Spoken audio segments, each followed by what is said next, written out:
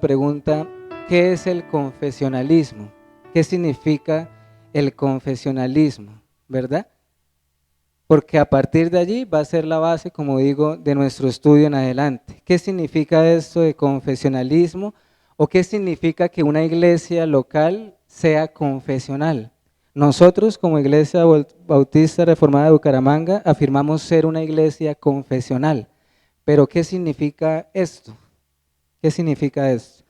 El confesionalismo básicamente y sencillamente significa que una iglesia local o un creyente de manera individual se identifica con una confesión de fe, se identifica doctrinalmente hablando. Es un sentido de identidad, es como una manera de decir, yo creo en esto, no en la confesión en sí misma, sino lo que la confesión enseña acerca de la Escritura. Entonces, si ser confesional significa identificarnos con una confesión de fe, entonces surge la pregunta, bueno, ¿y qué es entonces una confesión de fe? ¿Qué significa una confesión de fe? Y básicamente, hermanos, las confesiones de fe reflejan lo que nosotros creemos o cuáles son nuestras convicciones, pero solo que una confesión de fe lo hace de una manera más precisa, más estructurada. O en otras palabras, una confesión de fe, mis hermanos, es un resumen de aquellas verdades que la Biblia enseña en cada una de sus páginas. Un resumen que podríamos considerar un resumen apropiado y un resumen que se ajusta y que es fiel a las verdades que enseña las Escrituras. ¿Qué más podríamos decir de una confesión de fe? Bueno, una confesión de fe consta de afirmaciones que contienen lo que la palabra de Dios dice o enseña. Es algo similar o algo parecido a los credos y los catecismos. Hermanos, estos tres, credos, catecismos y confesiones de fe, han sido tres herramientas que la Iglesia de Cristo ha usado y practicado durante más de 20 siglos de historia. Y cada uno tiene su propio modelo. Por ejemplo, los credos históricos, que generalmente fueron en los primeros siglos del cristianismo, solían ser credos corticos, declaraciones doctrinales cortas. Pero, por ejemplo, los catecismos, ¿cuál es el modelo que usan los catecismos? ¿Recuerdan? ¿Cuál es el modelo de instrucción de los catecismos? Por medio de preguntas y por medio de respuestas.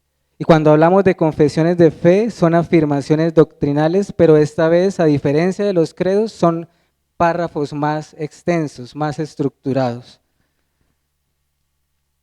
En cuanto a los prejuicios, quisiera hablar un poco en torno a esto, hermanos, porque sé que en medio del cristianismo en general surgen muchos prejuicios o objeciones en cuanto al uso de las confesiones de fe. En si es legítimo que una iglesia se identifique o se sienta identificada con una confesión de fe. Entonces, quisiera mencionar un poco de esto. En primer lugar, iglesia, todas las personas que profesan el cristianismo tienen una confesión de fe.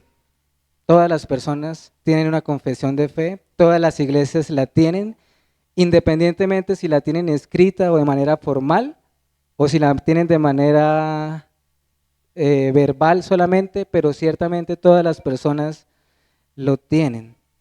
Esto lo menciono para que veamos que tener una confesión de fe no es algo extraño, más bien es algo natural. Es algo natural y una consecuencia natural a donde la misma Biblia, como lo vamos a ver en un momento, nos va llevando. Ahorita, en el último punto, vamos a ver algunos beneficios que tiene el uso de una confesión de fe. Pero por ahora permítanme mencionar algunos beneficios. Una confesión de fe, hermanos, declara una verdad, la verdad escritural de las Escrituras, pero una confesión de fe, ¿qué es lo que hace? Una confesión de fe traza límites, traza líneas doctrinales. Y eso, por supuesto, es beneficioso. porque va ayudando a discernir, por ejemplo, la verdad de la Escritura del error también, o de algunas herejías, por ejemplo. Entonces, eso es muy importante. Una confesión de fe ayuda a definir de una manera precisa y concreta en qué creemos, ¿verdad? Porque pensemos en lo siguiente, hermanos. Nosotros podríamos afirmar lo siguiente: yo creo lo que la Biblia dice. Digo eso, yo creo lo que la Biblia enseña. Eso sería una afirmación muy vaga, muy abstracta, muy general, ¿verdad? Pero no es nada específica. Porque entonces, bueno, si decimos yo creo lo que la Biblia enseña, quien oye esto va a decir, bueno, entonces, ¿qué dice la Biblia? ¿Qué crees tú que enseña la Biblia? ¿Me hago entender? O sea, de alguna manera se hace necesario especificar qué es lo que creemos. Necesitamos definir y ser específicos en cuanto a qué es lo que creemos. Muchos afirman ser cristianos, ¿verdad? Muchos afirman ser cristianos bíblicos. Muchas iglesias afirman ser iglesias de sana doctrina, ¿verdad? Ellas mismas dicen, somos iglesias de sana doctrina. Pero entonces surge la pregunta, ¿qué significa eso? ¿Qué significa ser bíblicos? ¿Qué significa que una iglesia sea de sana doctrina?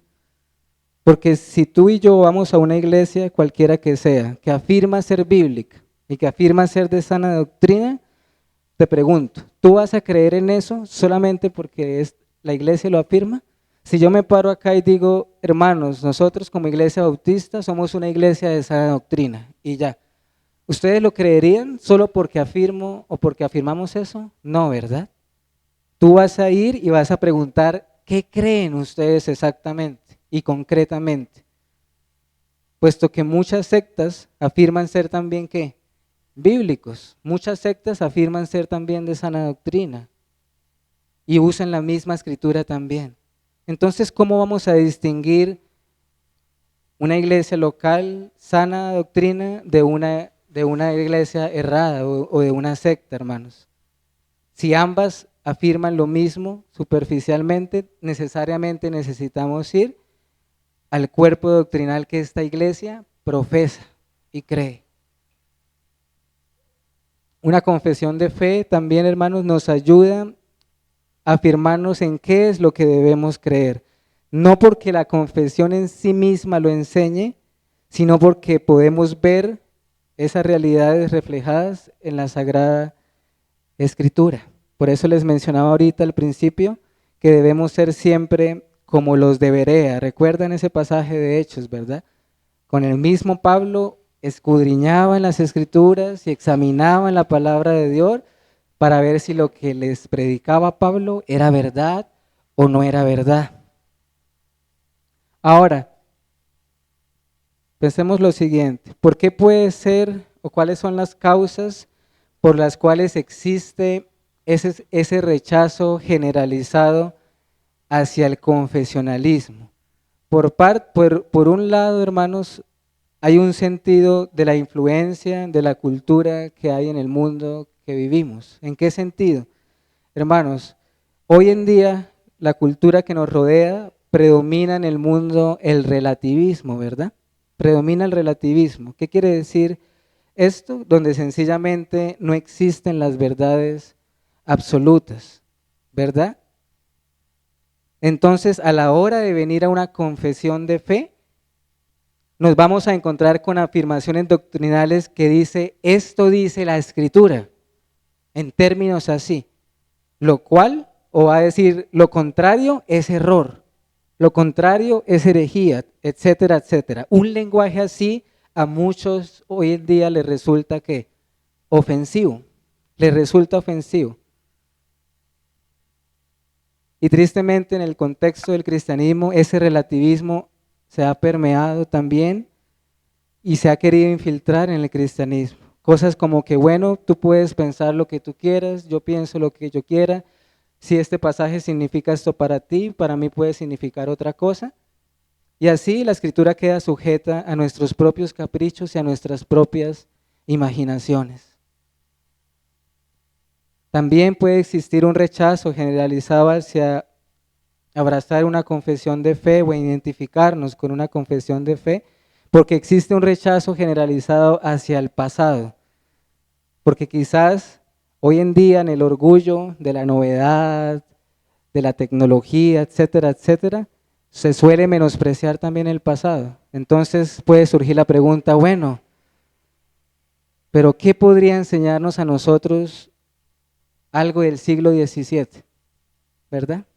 ¿Qué importancia puede tener algo que fue escrito en el siglo XVII para nosotros hoy? Además, hermanos, también muchos creyentes sinceros y con buenas motivaciones caen en el error de ser simplistas en cuanto a la escritura. ¿A qué me refiero con esto? En que se afirma que si la Biblia no dice textualmente o exactamente una palabra, entonces no lo creemos. Cuando, hermanos, una confesión de fe, por ejemplo, afirma la esencia de las doctrinas que están contenidas en la palabra de Dios. Porque si fuese así, hermanos, por ejemplo, no podríamos sostener o creer en la Trinidad, porque esa palabra no está en la Escritura. No podríamos creer en la expiación limitada, porque esa palabra no está en la Biblia. No podríamos creer en la gracia irresistible, porque así no está nombrada en la Biblia. No podríamos creer en la depravación total del hombre, ¿verdad? Porque no están literalmente en la Escritura, pero todos sabemos que estas cosas esencialmente están contenidas en las páginas de las Escrituras. Ha sido el trabajo de la Iglesia por 20 siglos resumir fielmente lo que la Biblia enseña. También existen prejuicios acerca de, por ejemplo, pastor o hermanos, yo no creo en libros humanos. Yo no creo en ningún escrito humano que no sea la Biblia, a lo cual podríamos responder amén, ¿verdad? Porque solamente la Biblia es inspirada y autoritativa. Pero hay que tener cuidado, hermanos, porque en tal caso, ¿qué diferencia habría entre eso y venir a los cultos en la iglesia? Si solo lo que necesitamos es mi Biblia y yo, ¿para qué congregarnos? ¿Para qué la necesidad de pastores o de maestros? ¿Me hago entender? Es decir, en ese contexto, cuando solo afirmamos solo es suficiente mi Biblia y yo, generalmente suelen surgir sectas y suelen surgir falsos maestros también. Porque no hay ninguna línea doctrinal que se está trazando, hermanos. Y todo queda sujeto a la imaginación, ¿verdad? ¿Acaso no dicen las Escrituras, por ejemplo, la exposición de tus palabras alumbra? Salmo 119:30. Es verdad, lámpara es a mis pies tu palabra y lumbrera a mi caminar. La Biblia por sí sola nos alumbra, pero también la exposición de tus palabras alumbra. Hermanos, las confesiones de fe de ninguna manera contradicen el principio de la sola escritura o la socavan, de ninguna manera. Nosotros sostenemos con firme convicción la sola escritura. Tampoco el tener una confesión de fe socava la autoridad de las sagradas escrituras. Una confesión de fe o identificarnos con una confesión de fe no quiere decir tener un libro al lado de la Biblia o por encima de la Biblia, como sí suele existir en algunas sectas. No, hermanos, sencillamente nos identificamos con una confesión de fe porque creemos que allí está reflejado fielmente lo que la Escritura y la palabra de Dios enseña. Es más, hermanos, la misma confesión de fe con la cual nosotros nos identificamos, ¿saben cuál es el primer capítulo? Las Sagradas Escrituras. ¿Qué creemos en cuanto a las Sagradas Escrituras? ¿Qué quiere decir esto, hermanos? ¿Por qué la confesión comienza por la Sagrada Escritura? Porque entiende que la base de todo es la suficiencia y la autoridad de la palabra de Dios. De modo que una sana confesión de fe, lejos de alejarnos de la Sagrada Escritura, nos va más bien es a invitar a profundizar en la palabra de Dios y a escudriñar. Una confesión de fe se hace necesaria, hermanos, por la sencilla razón de que la fe no es algo abstracto. La fe no es algo que no se pueda definir. Todo lo contrario, la fe tiene un contenido doctrinal. ¿Qué pasa si alguien te pregunta en qué crees? ¿Cómo vas a responder tú? Tú no vas a decir simplemente, hagamos el ejercicio, si alguien se acerca a ti y te pregunta, ¿en qué crees? Tú no vas a decir Juan 3:16, de tal manera amó Dios al mundo, ¿verdad? Estás citando un versículo, pero cuando alguien se nos acerca y nos pregunta eso, ¿cómo solemos nosotros responder? Bueno, yo creo en Dios el Padre Todopoderoso, ¿verdad? Yo creo en la deidad y en la humanidad de Jesucristo. Yo creo en la segunda venida de Cristo en gloria. Yo creo en el juicio final. Yo creo en el Espíritu Santo, etcétera, etcétera, etcétera, ¿verdad? Es decir, te vas a ver en la necesidad, sí o sí, de definir en qué crees y de precisar qué es lo que tú crees. Hermanos, una confesión de fe o las confesiones de fe han sido el fruto del trabajo de la iglesia por 20 siglos de historia. ¿Por qué habríamos de desecharlo? ¿Verdad? Es algo hermoso poder decir, esto es lo que la Biblia dice y nos identificamos con lo que muchos cristianos han creído a lo largo de los siglos y que ha sostenido en su historia. Sería un grave error, hermanos, y también soberbia y orgullo decir no tenemos nada que aprender de nuestros hermanos del pasado. O yo y solo yo tengo la verdad y los cristianos han errado por siglos. ¿No nos dice la Escritura en Efesios 4:11 que fue Cristo quien constituyó apóstoles, profetas, pero después también habla de pastores y maestros? Hermanos, quienes redactaron las confesiones de fe, ¿quiénes eran? Pastores y maestros, hombres ordinarios como nosotros. Hombres que podían errar, por supuesto, hermanos, podían errar. No estamos hablando de un libro inspirado, pero ciertamente dones de Cristo para su iglesia. Hermanos, cuando una persona, una iglesia no sostiene ninguna confesión de fe, no hay límites trazados y solo será cuestión de tiempo en que se aparten de la sana doctrina y de la ortodoxia. Esa palabra ortodoxia es importante. ¿Qué quiere decir ortodoxia? Ortodoxia es aquello que es bíblico y aquello que la iglesia ha creído y confesado a lo largo de los siglos. De tal manera que si alguna iglesia, una persona, sostiene algo que no está en la escritura o que incluso la iglesia por siglos lo ha considerado una herejía, a esa persona se le dice heterodoxa o algo o una palabra parecida es herejía también. Entonces la ortodoxia está asociado con aquello que es bíblico. Ahora bien, hermanos, de nada sirve argumentar a favor del uso legítimo de una confesión de fe sin un sustento escritural. Y nos contradeceríamos a nosotros mismos si no la hubiese. De modo que, atención a esto, iglesia. La razón por la cual nosotros como iglesia local somos confesionales y adoptamos y nos identificamos con una confesión de fe, no es solamente por los beneficios que ella tiene, no es solamente porque la iglesia la ha practicado por siglos, sino especialmente y principalmente porque es bíblico. ¿A qué me refiero con que es bíblico? Hermanos, la misma Biblia está llena de confesiones de fe, de declaraciones de fe, tanto en el Antiguo Testamento como en el Nuevo Testamento. Y quiero que vayamos a Deuteronomio capítulo 6, versículo 4. Vamos a ver primero el Antiguo Testamento, Deuteronomio 6, 4. Dice, oye Israel, Jehová nuestro Dios, Jehová uno es. Estas fueron las palabras del Señor que le dio al pueblo de Israel, ¿verdad?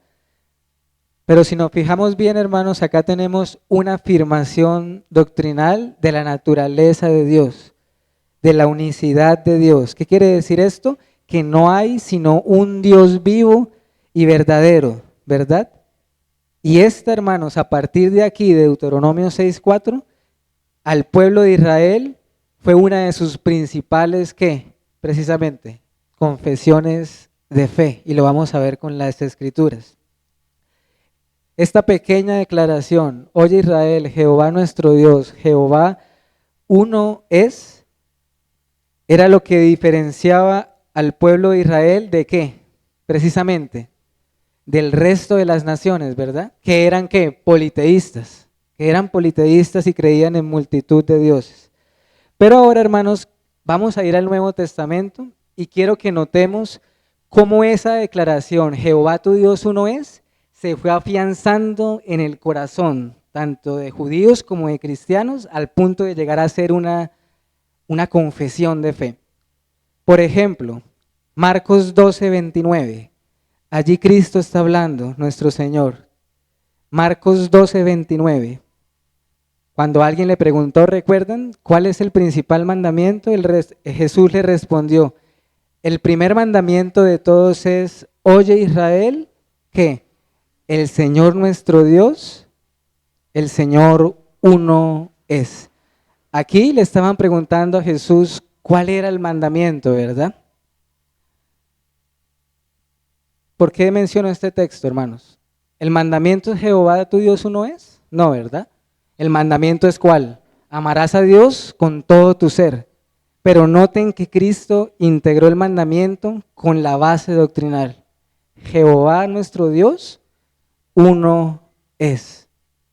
Romanos 3:30.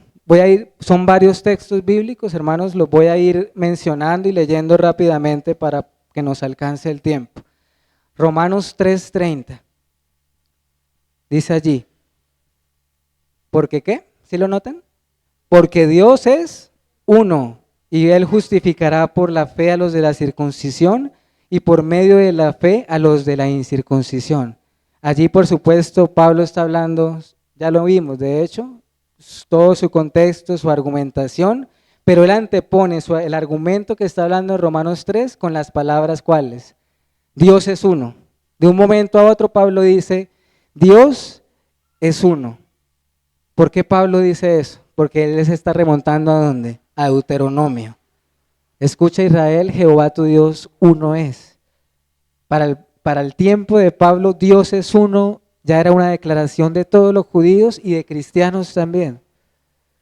Más ejemplos, ¿recuerdan? Porque hay un solo Dios y un solo mediador entre Dios y los hombres, Jesucristo, hombre. Primera de Timoteo 2:5. ¿Ven cómo en varios lugares de las Escrituras se antepone esa declaración doctrinal? Porque hay un solo Dios. Y miren este texto, hermanos. Acompáñenme allí. Santiago 2:19. Santiago, capítulo 2, versículo 19.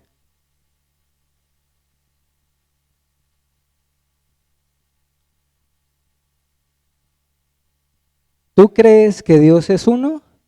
Bien haces. También los demonios creen y tiemblan. Notemos bien, hermanos y amigos, lo que dice acá Santiago. Dios es uno, pero mire lo que antepone a eso. ¿Tú qué? ¿Tú crees que Dios es uno? Bien haces. ¿Qué quiere decir esto? Que era una confesión de fe afirmar, yo creo que Dios es uno. Vemos el progreso desde Deuteronomio a lo largo de todas las Escrituras, de la afirmación de esta verdad bíblica y cómo se arraigó en el corazón del pueblo hasta hacer una confesión de fe, de tal manera que el que no confiese esto o no lo sostenga, sencillamente no puede ser visto como un creyente, ¿verdad? Dios es uno, ha sido afirmación de los creyentes durante todo el tiempo. Y recordemos que la unicidad de Dios de ninguna manera contradice la Trinidad de Dios. Dios es uno, amén. Dios es trino, amén. Pero ahora veamos algunos ejemplos del Nuevo Testamento. Varios. Por ejemplo, 1 Corintios 15, versículo 3 y 4. 1 Corintios capítulo 15, versículo 3 y 4.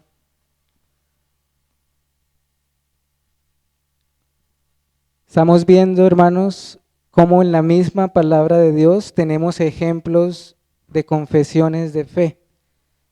Porque primeramente os he enseñado lo que asimismo recibí, que Cristo murió por nuestros pecados, ¿qué dice? Conforme a las Escrituras, y que fue sepultado y que resucitó al tercer día, conforme a las Escrituras. Pablo acá habla del Evangelio, cómo Cristo fue muerto, sepultado, resucitado, cómo eso iba en armonía con lo que el Antiguo Testamento había anunciado acerca de él. Pero fíjense que él usa la palabra yo que recibí. Yo recibí. Lo que les está enseñando, Pablo lo recibió. Es decir, está hablando de algo que es que concreto. Pablo recibió algo específico y lo está transmitiendo a la iglesia de Corintios. Gálatas 1 también tenemos allí. 1:6 dice, estoy maravillado de que tan pronto os hayáis alejado del que os llamó por la gracia de Cristo para seguir un evangelio diferente. Gálatas 1:6. Y el versículo 8 también, hermanos. Mas si aún nosotros o un ángel del cielo os anunciare otro evangelio diferente del que os hemos anunciado, sea que anatema. ¿Por qué el apóstol Pablo habla de un evangelio diferente? Sino porque él y la iglesia tenía claro cuál era el verdadero evangelio, ¿verdad? Y al tener claro cuál es el verdadero evangelio, ellos podían distinguir el verdadero evangelio ¿de qué? De lo falso, ¿verdad? Por eso él habla de un evangelio diferente. O por eso él dice, no importa quién sea el que les predique, si predica algo diferente a la escritura y usa palabras fuertes como la que vemos allí. Acompáñenme a 1 de Timoteo, hermanos. Acá tenemos un versículo precioso. 1 de Timoteo, capítulo 3, versículo 16. E indiscutiblemente grande es el misterio de la piedad. Dios fue manifestado en carne, justificado en el Espíritu, visto de los ángeles, predicado a los gentiles, creído en el mundo y recibido arriba en gloria. Hermanos, este versículo es una pequeña declaración doctrinal, es una pequeña confesión de fe que Pablo hace. ¿Cómo lo notamos? Hasta en el mismo modo en que fue escrita. Grande es el misterio de la piedad, 2 puntos. Y ven que hasta la forma de estrofa está claramente enunciado que estamos ante una confesión de fe que afirma verdades doctrinales como cuál es la humanidad de Cristo, Dios fue manifestado en carne, como cuál es la ascensión de Cristo recibido arriba en gloria. Ahora, ¿alguna otra declaración o confesión de fe que ustedes tengan en mente en el Nuevo Testamento? Apóstol Pedro, tú eres el Cristo, el Hijo del Dios viviente. Eso es una confesión de fe, hermanos. De hecho, tú eres el Cristo, el Hijo del Dios viviente, se fortaleció en el corazón del pueblo a la afirmación, Jesús es el Señor. Así como Dios es uno, es una confesión de fe, Jesús es el Señor, es otra confesión de fe del Nuevo Testamento. Romanos 10, hermanos. Romanos 10, versículo 8 al 10.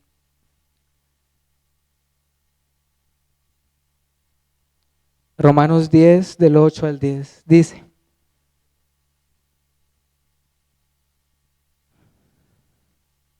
desde el versículo 8. Mas, ¿qué dice? Cerca de ti está la palabra, en tu boca y en tu corazón. Esta es la palabra de fe que predicamos, que si confesares con tu boca que Jesús es el Señor y creyeres en tu corazón que Dios le levantó de los muertos, serás salvo.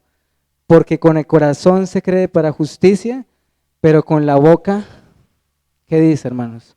Se confiesa para salvación. Aquí vemos una vez más la confesión, Jesús es el Señor. Pero además Pablo literalmente usa la palabra confesión. Y cuando habla acá de confesión, no se está refiriendo a confesar los pecados, no. Se está refiriendo a qué, hermanos? A confesar la fe, a confesar doctrina, a declarar públicamente algo. Con el corazón se cree para justicia, pero con la boca se confiesa para salvación. Segunda de Juan 7. La segunda carta de Juan, versículo 7. Dice allí el apóstol Juan, porque muchos engañadores, segunda de Juan, versículo 7, porque muchos engañadores han salido por el mundo, ¿qué hermanos? Otra vez, que no confiesan que Jesucristo ha venido en carne. Quien esto hace es el engañador y el anticristo. Nuevamente Juan, hermanos, nos dice la palabra confesar en el contexto de qué es lo que creemos. Y acá hay otra confesión de fe. ¿Cuál es la confesión de fe que hay acá? Jesucristo ha venido en carne. Jesucristo ha venido en carne. Juan dice, nosotros creemos que Jesucristo ha venido en carne. Incluso eso es lo que determina la comunión que se pueda tener o no se pueda tener. Porque él más adelante dice, el que no confiesa esto, no le digáis bienvenido.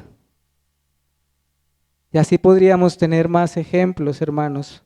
Pablo, hablándole a Timoteo, le dice, por ejemplo, retén la forma de las sanas palabras que de mí oíste en la fe y amor que es en Cristo Jesús. Eso está en 2 Timoteo, capítulo 1, versículo 13 y 14. Guarda el buen depósito por el Espíritu Santo que mora en nosotros. Lo que has oído de mí ante muchos testigos, esto encarga a hombres fieles que sean idóneos para enseñar también a otros. Si notamos esas palabras, hermanos, habla de un depósito. ¿Cuál depósito? Si no es necesariamente un contenido que doctrinal. Habla de encargar. ¿Encargar qué? No podemos encargar algo que no se puede definir. La Escritura también, por ejemplo, dice, les exhorto a que contendáis ardientemente por la fe que ha sido una vez dada a los santos. Judas 1:3. Las Escrituras nos llama a contender ardientemente por la fe. ¿Cuál fe, hermanos? ¿Cuál fe? Aquí fe no es fe en el sentido de confiar en Dios. No. Fe es ¿qué? Doctrina. La fe que ha sido dada a los creyentes. Lo mismo Pedro en 1 Pedro 3:15. Estad siempre preparados para presentar defensa con mansedumbre y reverencia ante todo aquel que os demande razón de la esperanza que hay en vosotros. 1 Pedro 3:15. La Biblia nos llama a presentar defensa. Lo mismo, ¿defensa de qué, hermanos? Que podamos tener esperanza. ¿Esperanza de qué? Me hago entender, hermanos, lo que quiero hacer énfasis es que necesariamente tenemos que creer algo específico, algo concreto. No podemos profesar la fe sin saber qué es exactamente aquello que creemos. No se puede profesar la fe sin definir lo que creemos. Y así, hermanos, hemos visto varios textos bíblicos explícitos e implícitos que nos muestran que la misma Sagrada Escritura aprueba y nos manda a confesar la fe que creemos. Esa es la enseñanza en esta escuela dominical. debemos confesar la fe que creemos. ¿Y esto cómo se hace, hermanos? Mediante confesiones de fe. Ahora, el tiempo que nos queda, que nos resta, quiero mencionar de manera breve algunos beneficios más del uso de las confesiones de fe en las iglesias locales. Beneficios, propósitos, utilidad que puedan tener. Uno, las confesiones de fe, hermanos, sirven para proteger a la iglesia como un muro doctrinal, como una protección. ¿Para qué servían las murallas de antaño en las ciudades? Para proteger, ¿verdad? ¿Proteger de qué? De todo viento de doctrina, de filosofías, de huecas sutilezas. Colosenses 2:8. Las confesiones de fe nos permiten tener una distinción en cuanto a qué es lo que creemos. Necesitamos sí tener una identidad.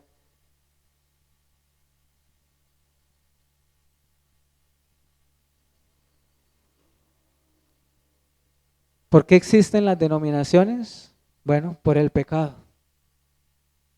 Por el pecado, no hay duda, porque no podemos, a veces no podemos ponernos de acuerdo. Sin embargo, es necesario identificarnos.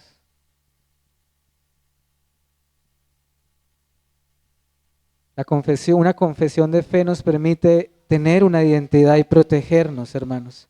Una confesión de fe, en segundo lugar, nos proporciona una base para la unidad también en medio de la iglesia. Es una base para la unidad. ¿Por qué digo esto, hermanos? Porque sin duda alguna, entre mayor sea nuestra unidad doctrinal de aquello en lo cual creemos, mayor va a ser ¿la qué? La unidad también. Es decir, lo que quiero comunicar es que la verdad, el amor por la verdad, prevalece por encima del amor o del emocionalismo, por ejemplo. Hermanos, ¿por qué nosotros estamos acá en esta mañana? Y no en otros lugares donde antiguamente nos congregábamos, algunos de nosotros. ¿Saben por qué? Por amor a la verdad. Porque aunque muchos dejamos amigos, personas que amábamos, ¿qué predominó? La verdad, la verdad. La verdad prevalece por encima de emociones, porque yo puedo decir, yo estoy en esta iglesia local porque la amo, pero mal día de mañana, ese amor puede alterarse o puede variar. Pero la verdad doctrinal, sin duda alguna, concede unidad.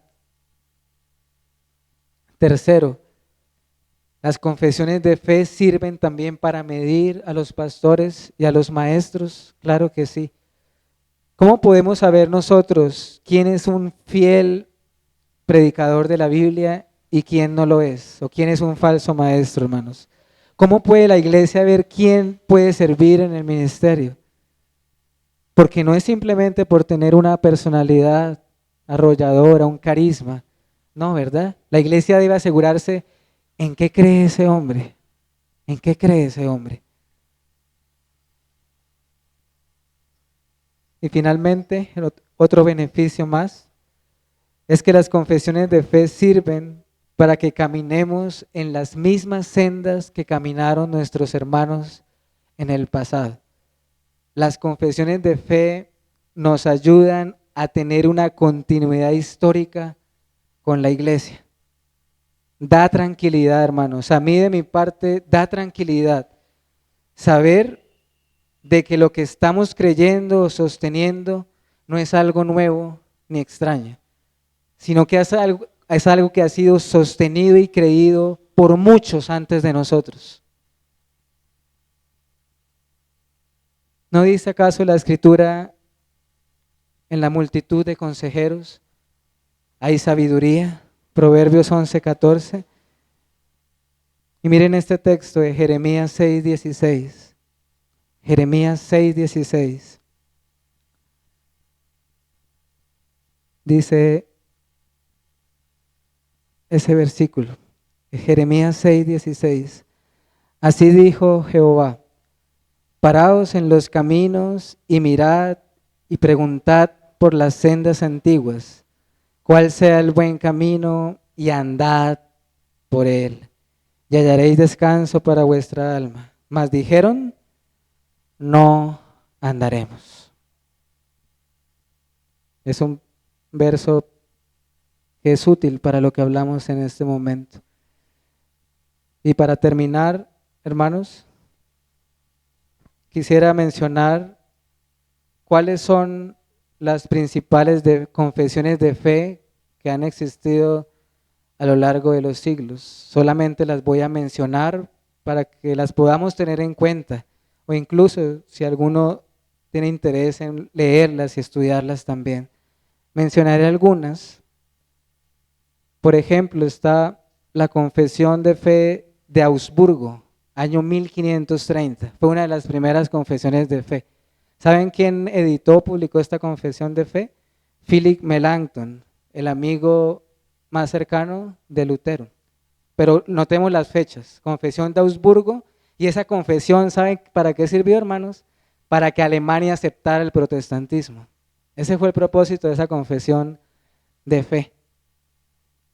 Confesión helvética, 1536, esa es la confesión suiza.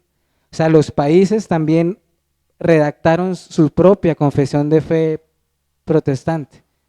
Confesión belga, año 1561.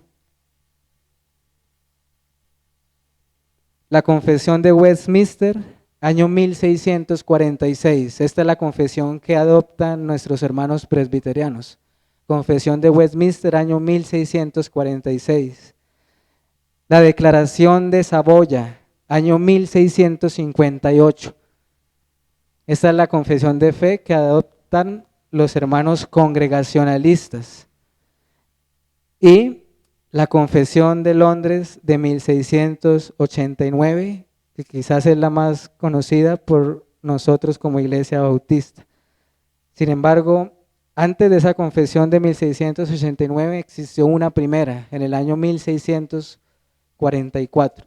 Sin embargo, si el Señor lo permite, el próximo domingo continuaremos con esta introducción para luego ya iniciar propiamente con el estudio de la confesión. Entonces, esa última que menciono, la Confesión de Londres de 1689, es la confesión con la cual como nosotros, como iglesia local, nos sentimos identificados y nos suscribimos. Vamos a orar, hermanos.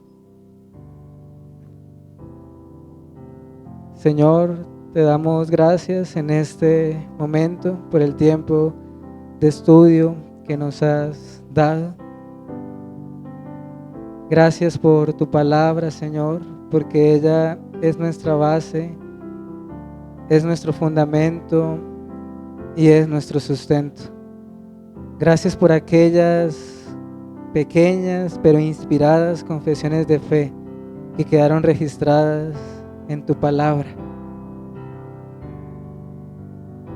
Ayúdanos, Padre, a creer en el Evangelio para recibir tu justicia, pero también ayúdanos a profesar con nuestros labios aquella fe que decimos creer. Ayúdanos, oh Dios, a ser fieles y a examinarlo todo a la luz de tu palabra, para que nuestra conciencia siempre vaya allí en armonía con las verdades que tú nos has dado en la Biblia. Y también, por supuesto, Señor, cómo no darte gracias por lo que has hecho a través de y con la iglesia, a través de los siglos. Gracias, Señor, porque hoy, aunque nosotros ni siquiera lo notemos o lo percibamos, hemos sido grandemente beneficiados por lo que estos hermanos de los primeros siglos hicieron para proteger la iglesia y para guardar la unidad de la iglesia. Te damos gracias, Señor, por todas esas confesiones de fe, catecismos, credos, etcétera, que son de gran utilidad, que pueden errar, sí, pero por eso tenemos tu palabra para escudriñarlas.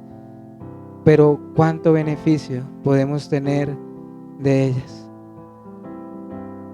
Guíanos, Señor, en este estudio que dimos por iniciado en esta mañana, que pueda ser de gran bendición para cada una de nuestras vidas de manera individual, pero también como iglesia y como congregación. Te pedimos esto y te damos gracias en el nombre de nuestro Señor Jesucristo.